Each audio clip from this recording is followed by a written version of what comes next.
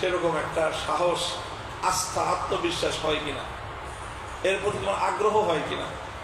যদি হয় তাহলে তোমাকে আল্লাহ সৃষ্টি করছেন মুসলমানদের বাচ্চাদেরকে নাস্তিক্যবাদী অনৈসলামিক শিক্ষার করাল গ্রাস থেকে মুক্ত করে মুসলমানদের সন্তানদেরকে আল্লাহর সহি বান্দা হিসেবে গড়ে তোলার জন্য এই মেধা আল্লাহ তোমাকে দিয়ে রাখছেন।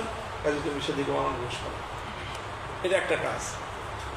আচ্ছা, তোমার কাছে কি মনে হয় যে এই যে অমুসলিম হাজার হাজার মানুষকে খ্রিস্টানরা অমুসলিম বানায় ফেলতেছে, কাদিয়ানীরা দাওয়াত দিয়ে বেঈমান বানায় ফেলতেছে, হ্যাঁ, মানুষ গুমরাহির দিকে চলে যাচ্ছে, হিন্দুরা হিন্দু বানায় ফেলতেছে, পাহাড়ি অঞ্চলে খ্রিস্টান মিশনারিদের ব্যাপক অপতৎপরতা চলতেছে, এই সকল অমুসলিমদেরকে দাওয়াত দিয়ে দিয়ে তাদেরকে মুসলমান বানানোর দরকার, এই ফিকিরটা তোমাকে অস্থির করে কিনা? যদি অস্থির করে থাকে তো তুমি ধরে নাও তোমাকে আল্লাহ পাক অমুসলিমদের মধ্যে দাওয়াতের কাজ করার জন্য সৃষ্টি করছে। কথা। আচ্ছা, অথবা তোমার মধ্যে এমন হয় কিনা যে তোমার মধ্যে এরকম ফিকির আসে যে এই যে তোমার নাস্তিক্যবাদী সাহিত্যের বইপত্র পড়ে পড়ে উঠতি জেনারেশন সব ধ্বংস হয়ে যাচ্ছে, তাদের কাছে ইসলামের কথাগুলো সুন্দর গল্পের ভাষায়, সুন্দর লিখিত ভাষায় তুলে ধরা দরকার। তোমার মধ্যে কি এই চিন্তা তোমাকে তাড়িত করে? তাহলে তোমাকে আল্লাহ পাক রব্বুল আলামিন ইসলামী সাহিত্যের অঙ্গনের জন্য সৃষ্টি করছে।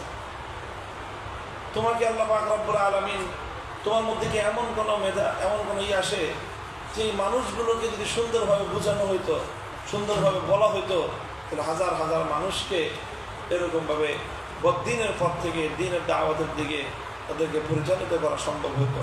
যদি এমন হয় তাহলে তোমাকে দাওয়াতের লাইনে কাজ করার জন্য আল্লাহ সৃষ্টি করছে।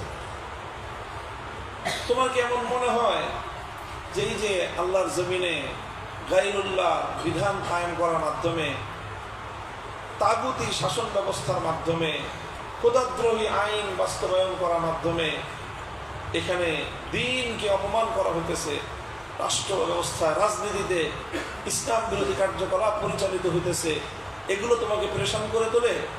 তাহলে আল্লাহ পাক রব্বুল আলামিন তোমাকে ইসলামী রাজনীতি করার জন্য সৃষ্টি করছে। তুমি আগে সর্বপ্রথম নিজেকে খুব গভীরভাবে পর্যবেক্ষণ করো যে তোমার মধ্যে কোন তাড়নাটা তোমাকে তাড়িত করে। চিন্তা করো। আমার তো খালি খেলতে মনে চায়, পড়তেই মন চায় না। আরে বোকা, খেলার জন্য কি মানুষ নাকি বোকা জন্য? খেলা তো খেলবা, বিকালবেলা খেলবা, অসুবিধা কি? খেলতে না করছে খেলো।